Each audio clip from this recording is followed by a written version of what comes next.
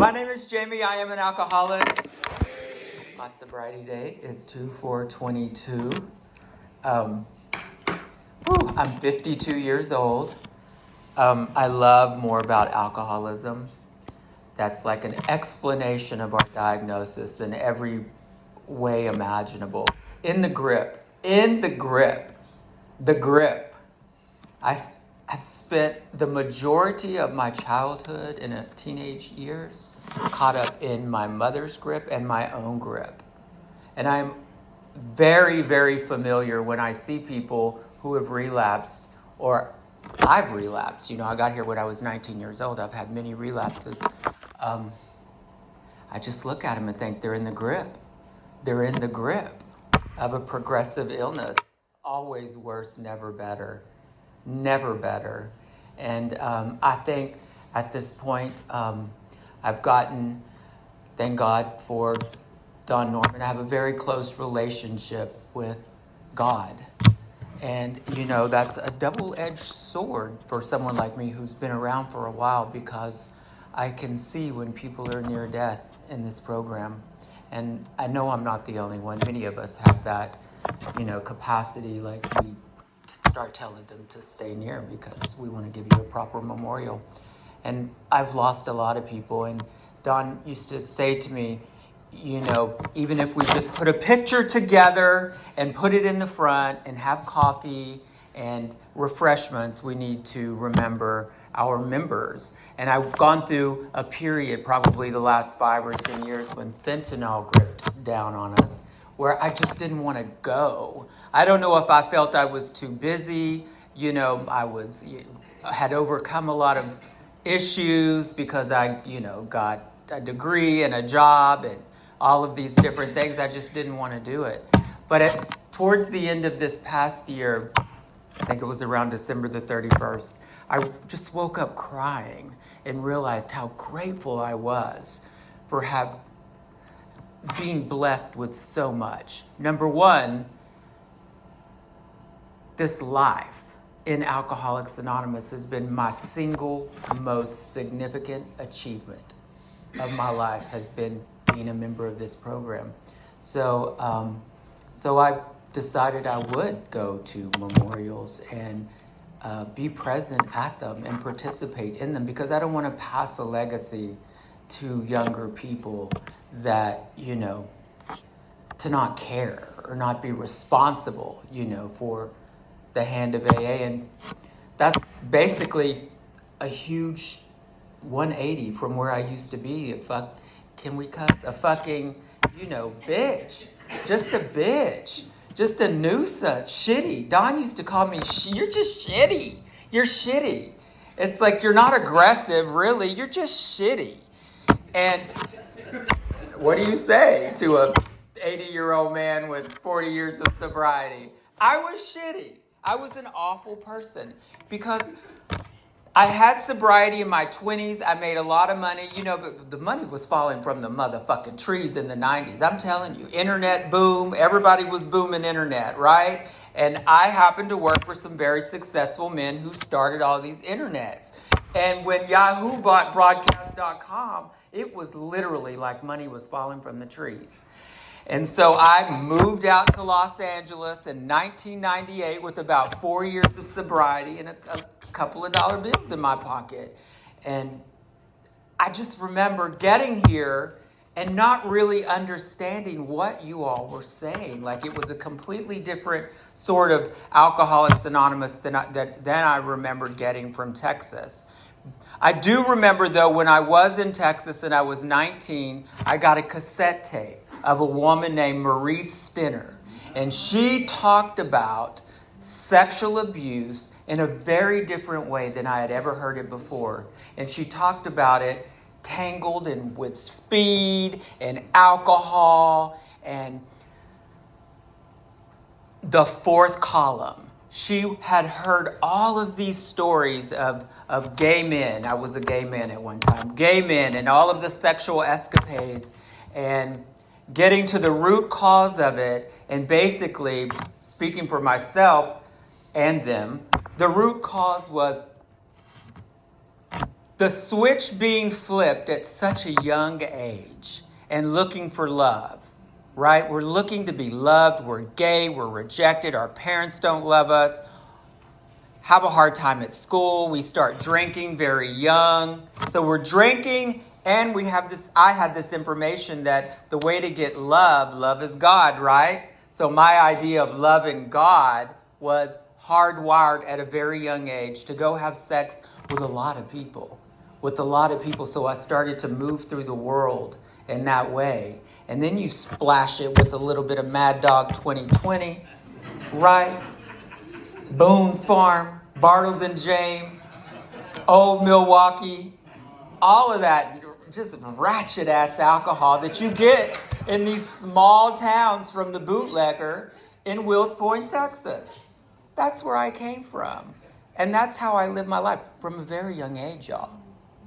I mean, I started having sex. I'll tell you one story that'll make some of your heads flip off. Me and my mother, we lived in a dry county. My mother was driving the getaway car.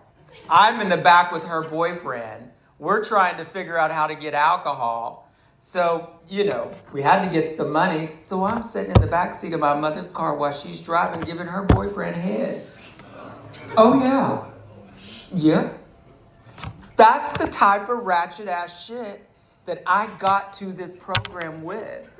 And Marie Stinner, I never met the woman. But I listened to that cassette tape over and over and over again, and I knew I had to get out here. I knew I had to get to Los Angeles because she was talking about this. They weren't talking about this in the 90s. They weren't calling it rape. I don't know what they were calling it. But it was a very different world back then. I think that's just when they started with the priests in the Catholic Church that I can remember. Maybe they did it before when I was younger, but that I can remember. So it took a long time for me to understand my part in all of that, right? What was my part in that? My part was that I continue to reenact that trauma over and over and over again, looking for God, right? Looking for love.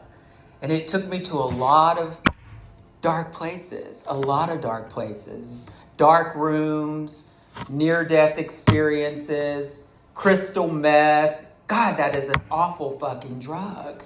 It is a polluted, nasty, gnarly drug. There's just no way to talk about it in a social way. I mean, it's taken me forever to even be able to admit that I used to do it. Don Norman told me for a decade, you need to go to a Crystal Meth Anonymous meeting. Because I would hang out in Alcoholics Anonymous and be doing that, because we didn't used to talk about it. There were a lot of things we couldn't talk about in Alcoholics Anonymous. We just didn't. That was just the code. You just didn't talk about it. The druggies stayed on that side, and the alkies stayed on that side. And you didn't mix. You just didn't mix. I mean, they were just two different creatures. So finally, I made my way to Crystal Meth Anonymous. I think Don and them, because, people come in Los Angeles, people are tweaking, and they're covered in lube and shards all over it. You just don't even want to sit near them. I mean, it's awful. They're seeing shit. It's dreadful. I pick up one of my friends now, and I have a big car. It's like a Tahoe. This bitch is sitting in the back seat. I'm looking at her through the mirror, and she's looking back at the third row. I'm like, no, there's nobody back there. Yeah, there's nobody back there. But that's the sort of stuff that's going on, and I think alcoholics, once they've gotten some sobriety, I don't want to be around that, but I have to. I have to give back what so graciously has been given to me. I remember a relapse, my first relapse. I was at the Pacific Design Center, going to the Abbey, walking over there. They had apple martinis, and I just was going to the Abbey. I don't remember who it was. And then there was this little group of kids with the SUV top up or whatever, and they were smoking some marijuana. And they said, would you like to have a hit, a little puff? I said, as a matter of fact, I would. I went over there and smoked that joint. And whatever spirituality I thought I didn't have was sucked out of the top of my head in that very moment. Gone. I knew the clock was ticking. That was my first relapse ever, and I knew the clock was ticking. And then it was GHB. I mean, it was all of these drugs that they have come out with. But the end result is always the same. I'm sitting on Don Norman's or Jim Hooker's sofa crying one more time. Oh, it's HIV this time. It's, I can't take those meds. They used to give some med called Norvir. I mean, I was just so sick, and they're Jim Hooker, older than just old, holding my fluids up. Here I am in my 20s. I'm supposed to be the one taking care of him. And there he is, holding up my IV fluids because I had ran the fucking wheels off one more time. One more time. So I don't know. I got through that relapse somehow or another, and I was always too chicken shit to get too far away from y'all. I never would stop. I didn't have enough. I didn't have that kind of courage. I didn't have that kind of... I just stayed. I knew I had to stay close, because if I didn't, it would be really bad, because it would be really bad even when I stayed close. I remember one time, my story is awful. God, the things I did, the poppers, until you just pour it down your nose because you just can't get enough of it into you. Just putting things up my booty and riding around town, so I get over to my boyfriend's house and I'm ready. I mean, it's like, oh my God. Well, I finally got through all that. I got through all of that sober. Towards the end of my 20s, Jim Hooker's like, you're going to have to go. You got to get a college degree. You spend all your money. You're going to wind up a hooker. I'm not saying anything about that. If you want to be a hooker, be a hooker. But my problem was I'd give it away. So I couldn't very well support myself on it. Or I'd end up in the zone with... that ether or whatever, they got all sorts of shit for us when we're sick from sexual trauma. There's all sorts of things, chapter 3 that I put into my body just to be able to do those things that were hardwired into my mind that made me the alcoholic that I am today. If I take a drink, I'm going to end up doing that same stuff. So I was like, okay, I'll go to nursing school. Well, I finished nursing school. Thank God I finished nursing school. Jesus Christ. Willie Baker, Jim Andre, they're all there at the graduation. I'm fumbling across the stage, just trying to, God, Lord, when I think back over my life, this is why I was crying December the 31st. How dare I want to leave some sort of, nasty legacy where I don't want to get up and help people put a memorial together for our members. When I tell you where I come from, Section 8. The guy said we grew up on Section 8, food stamps, welfare, single mother, dad is gone, mama's partying, we're partying with her, to where I am today, to be a productive member and with all my fuck-ups, with all of the fuck-ups. Alcoholics, the power of Alcoholics Anonymous is so strong that if you just try a little bit, it works. It works. There's been nothing else in my life. There hasn't been, I think I did something called The Experience when I was 19 or 20 years old. We were supposed to be gay and, find gay role models and all of this stuff. That was the thing in the 90s, the gay 90s. We were supposed to find role models. So I went and did this thing. I think it was a spinoff from Est. Well, that didn't stick. I was in AA then. The only thing that I've really done consistently and showed up for has been Alcoholics Anonymous. It has been the only thing. Reciting the prayers, the steps, the traditions, the concepts, our 3 legacy, unity, service, recovery, steps, traditions, concepts, and applying them to my life. But I used to not understand this stuff. I didn't know what the words meant in the big book of Alcoholics Anonymous. Don used to say, you're a dumbass. You're a dumbass and you know everything. And he would break all that stuff down and make it accessible so I could understand what was going on.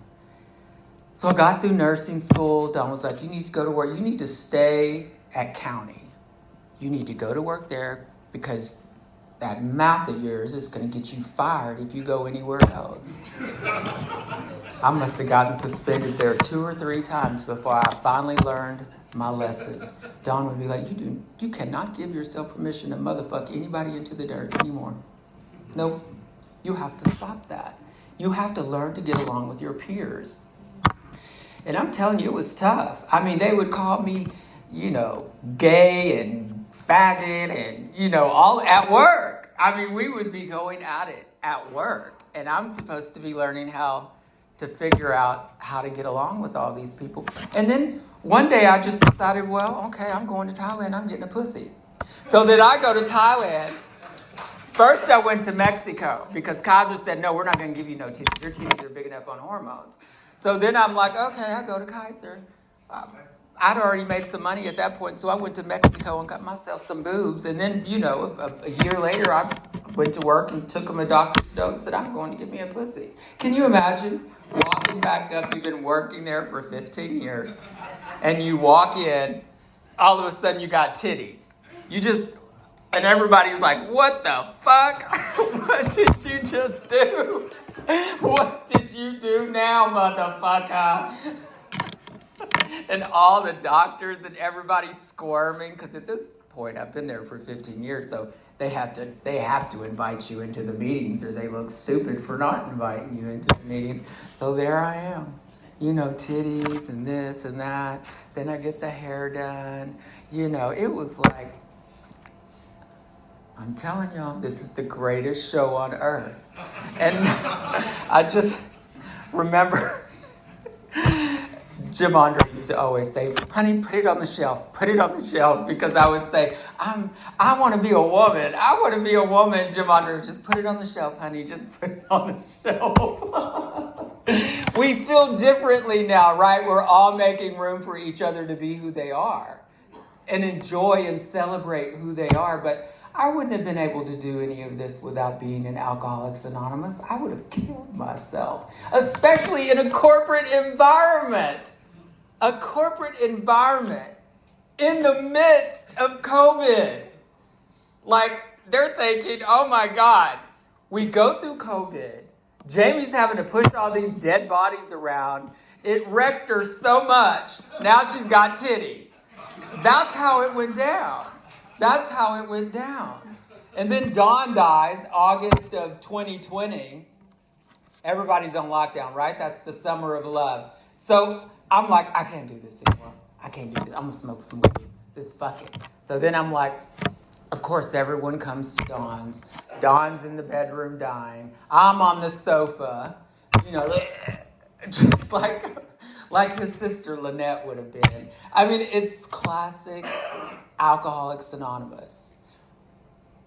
That's just, there's not a day that goes by that I don't think of him, Jim Andre, Don Norman, Jim Andre. Let me tell you another story. I used to work for this company called Ross Dress for Less when I was 18 and 19 years old. I used to rip that store off. Honey, sell the clothes on the black market or whatever and go buy drugs or whatever.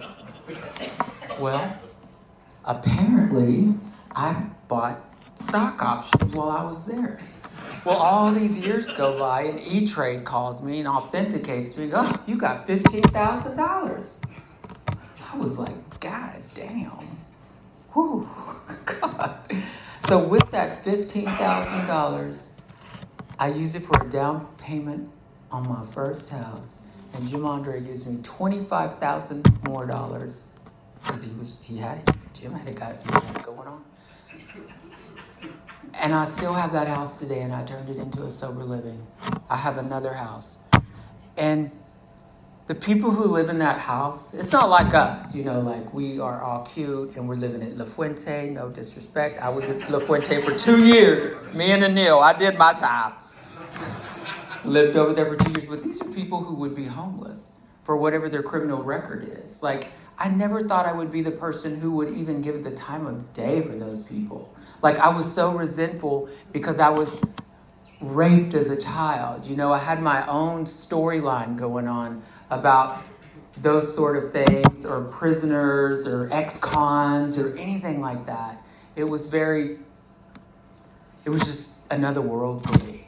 And to be able to participate in those people's sobriety, and they get to have a house, I have a house here in La Quinta. People who come from where I come from, they don't live this sort of life. The universe, God can take all this away. I'm good. I have the program.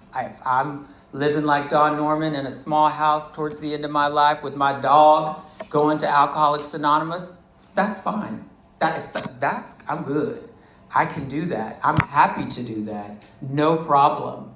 But right now I'm playing, you know. I have these homes and driving this big fancy car and using my education to earn a living. I'm using my mind. I'm not using my body anymore. I use my mind to make money. And I learned it here. I didn't learn it from my mother. My mother didn't even have a checking account. She didn't have a checking account. I wondered why. I think because women weren't allowed to until the 70s. So no wonder she didn't. And we were Mexican. She didn't trust the government. She didn't trust either side of it. It wasn't Democrats or Republicans. It was like all of y'all. It was them against us as far as we were concerned. Well, hell, the way we were living, it was them against us. Ooh, my mother was a hardcore alcoholic. She loved to party. She loved to have a good time. So today, you know, it's really being of service, recommitting every day my resources, my effort, my time, my energy. We started a big book study on Zoom on Tuesday nights, you know, to just grip down, you know, just settle down that much more into this. Instead of at this time, most other years, it's like, oh, I gotta go to yoga.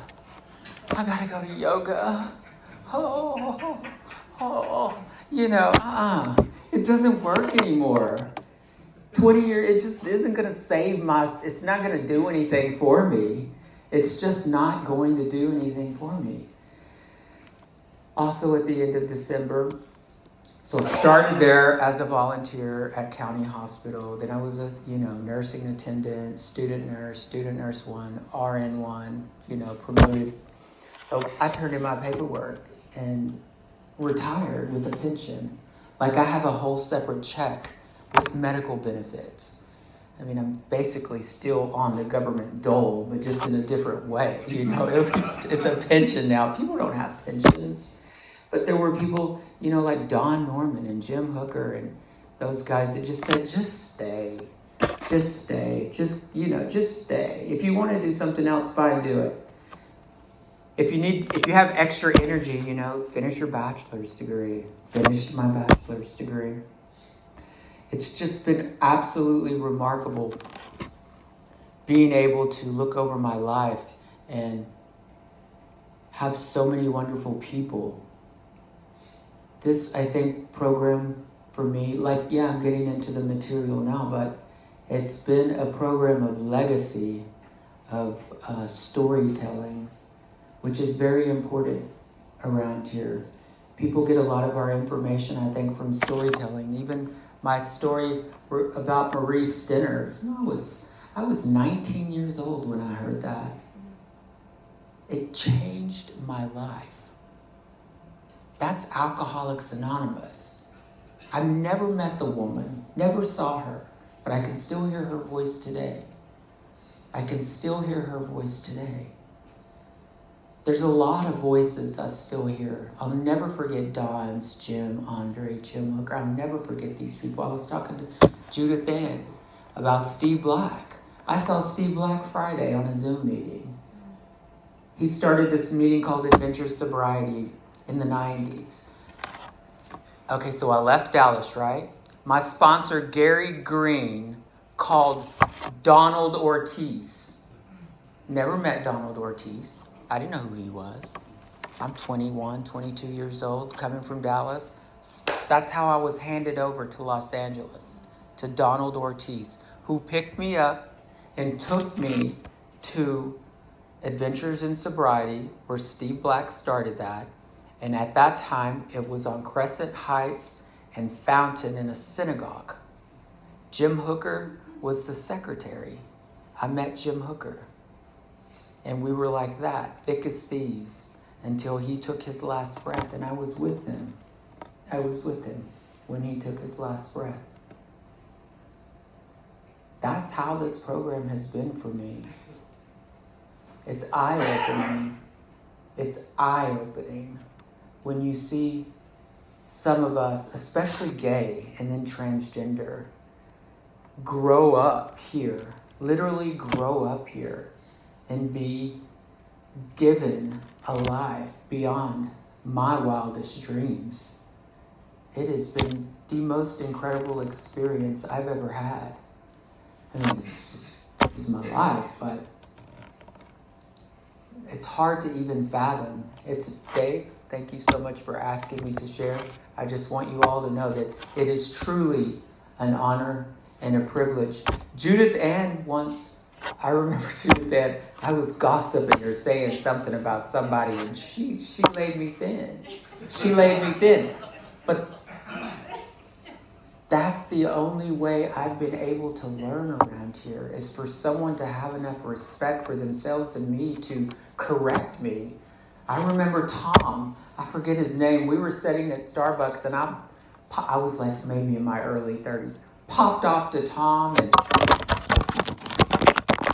called Jim Hooker and oh Lord, Jesus Christ. And it still goes on today. I have a little 30-year-old. He's got a master's degree. And he's going to PhD. He got his PhD. And he's doing this and doing that. And he got here in April, and I swear he hadn't been sober once. I wrote his ass up to a sponsor. I sure did. I wrote him up to a sponsor. Date and time. You keep that mess over there. Don't let him come over here to the south side disrespecting this building. Back to basics. That Alcoholics Anonymous clubhouse has been here forever. He got in trouble. He's either gonna grow or go. But I'm not gonna be the one to let somebody act like a complete idiot around me here and disrespect all of this. There's no reason. If you can't bring your ass in here for 30 or 90 minutes and just chill for a minute, just breathe, just calm down for a minute. This isn't the place for all that. This just is not the place for all. I have had to learn to get here and just calm down just for a second and be respectful. Because people who have a lot of sobriety, they don't want to feel like they're in a threatening environment. This is the last place we need to bring that sort of stuff. And trust, being at Plummer Park, there's all sorts of stuff rolling in off of Santa Monica Boulevard. I remember one time was a timer, and when the boys were up there going over their time, she would pop her stun gun. That's just 2 hours down the road, y'all. Jeez. I've seen all sorts of wonderful... Of course you stop. The old-timer sticker to, no, bitch, you can't act like that here. You can't act like that. We don't do that. And that's exactly what was done. Go to school, learn to read, learn how to address people, say good night, good morning, how are you? How can I be of service? Would you like some coffee? Yeah. I was at a memorial this past weekend. I started asking people if I could make them some coffee. It completely changed the mood of the whole place.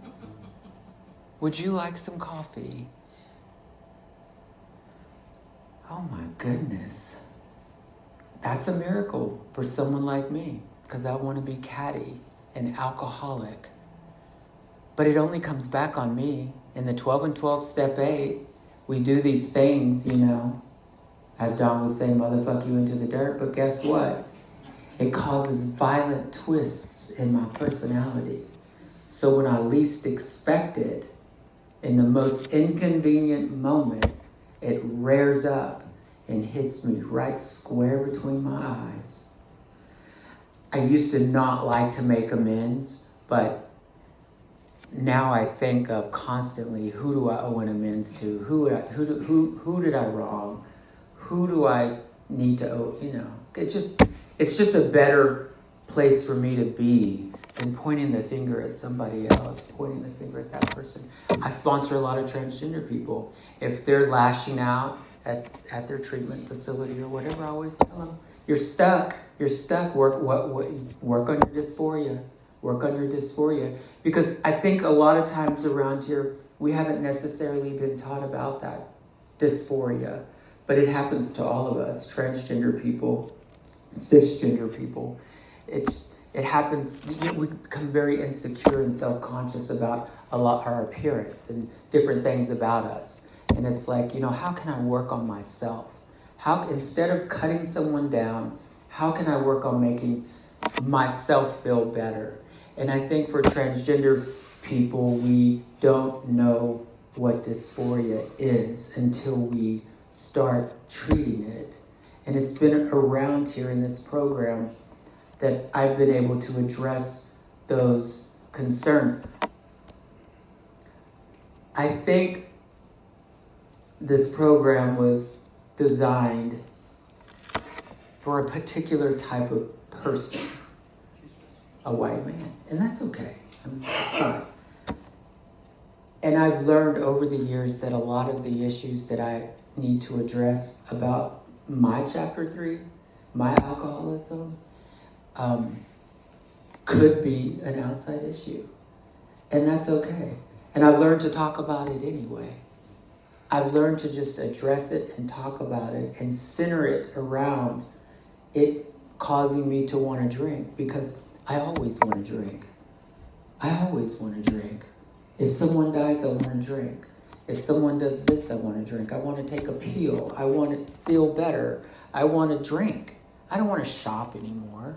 I don't want to buy a new car or another house. I want to drink. I just want to get to a point in my life where I can just drink. Veuve Clicquot, that champagne, that real pricey champagne, be able to buy that and stuff. But it's today, right now. I come to Alcoholics Anonymous because I understand that about myself. It's literally a disease. Like, it's something that I am willing to work on every day for the rest of my life. That's how important it's become. Not only to treat me, but to also hopefully pass on something to the younger kids in order to leave the world a better place. I mean,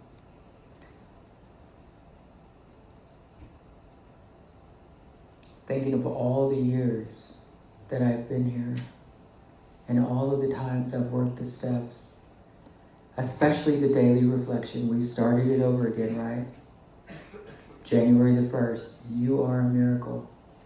And if I read the daily reflection every day, it takes me through the steps. There's 12 months, there's 12 steps. The daily reflection takes me through the steps. To be present in that sort of way is a very different way of being present than I've ever been before. I'm not on these apps anymore. I'm not on Grinders, Sniffles, or whatever they're calling. There's a new one now. These apps, they are deadly. They're deadly. It's an algorithm. It's an algorithm. You're not talking to a human being. I'm not talking to a human being. There's just a bunch of drug trafficking and sex trafficking going on there. I spend my time now on my phone with my sponsees on a group chat talking about the daily reflection. That's so different than what I used to do. I mean, this damn app has been packed. I remember when AOL went unlimited in the 90s. It's a very different experience today than all of those apps. It's a very different experience. Like, The fact that we started, that I was even, that there's not even, there's no resistance at all to being available, willing to turn on the Zoom every Tuesday. Like, it's just, okay, I'll do it. Yeah, let's do it. Let's start the big book. No resistance, zero resistance towards it at all. That's a miracle. That is a miracle. That I'm not on those apps looking for God in all the wrong places.